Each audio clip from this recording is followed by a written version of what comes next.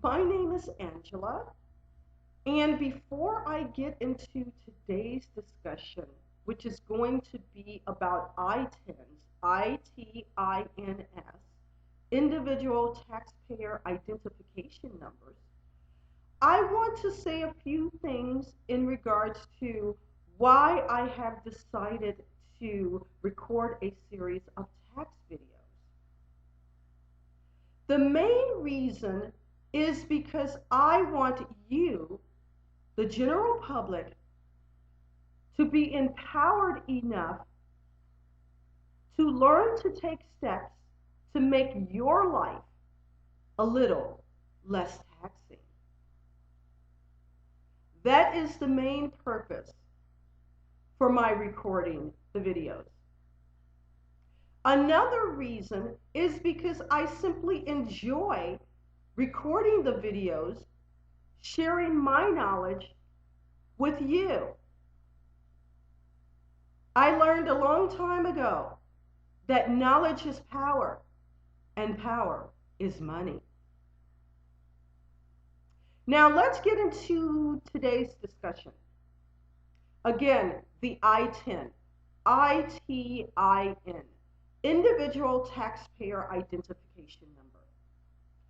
What exactly is an ITIN? Again, it's an individual taxpayer identification number for foreign individuals who are not eligible for a Social Security number. This number is issued for federal tax reporting purposes. Let me give you an example. There is an individual working on a job. They are an illegal alien. They are working under another Social Security number. Obviously, the Social Security number is not theirs, but they have another Social Security number they're working under just so that they could, be hired by that employer.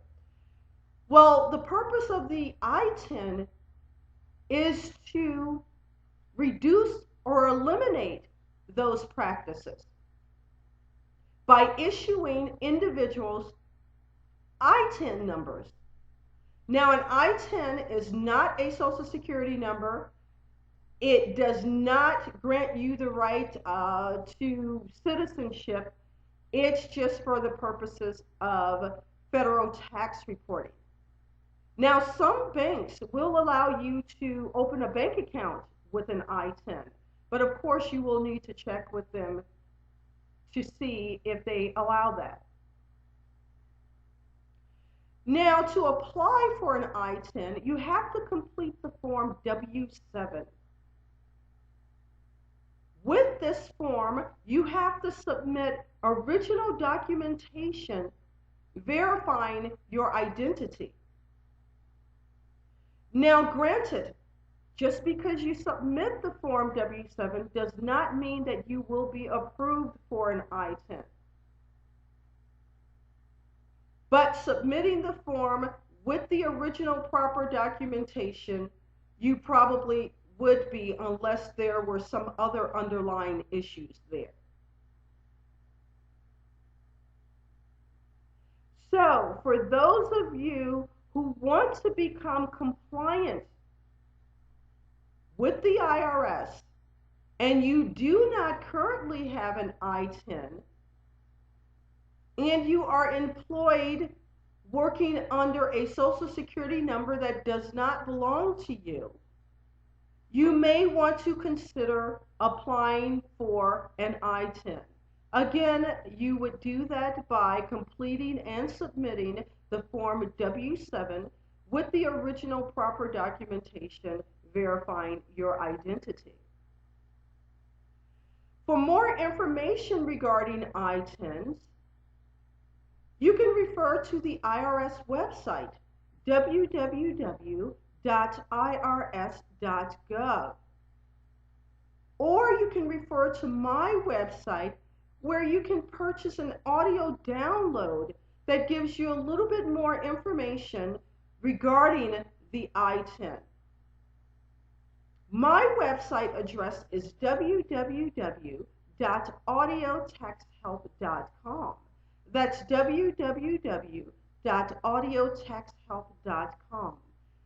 AUDIOTAXHELP.com. Again, my purpose is to help to make your life a little less taxing. In addition to my website, you may find answers to various tax questions that you have by Googling my username tax.appeal.168. That's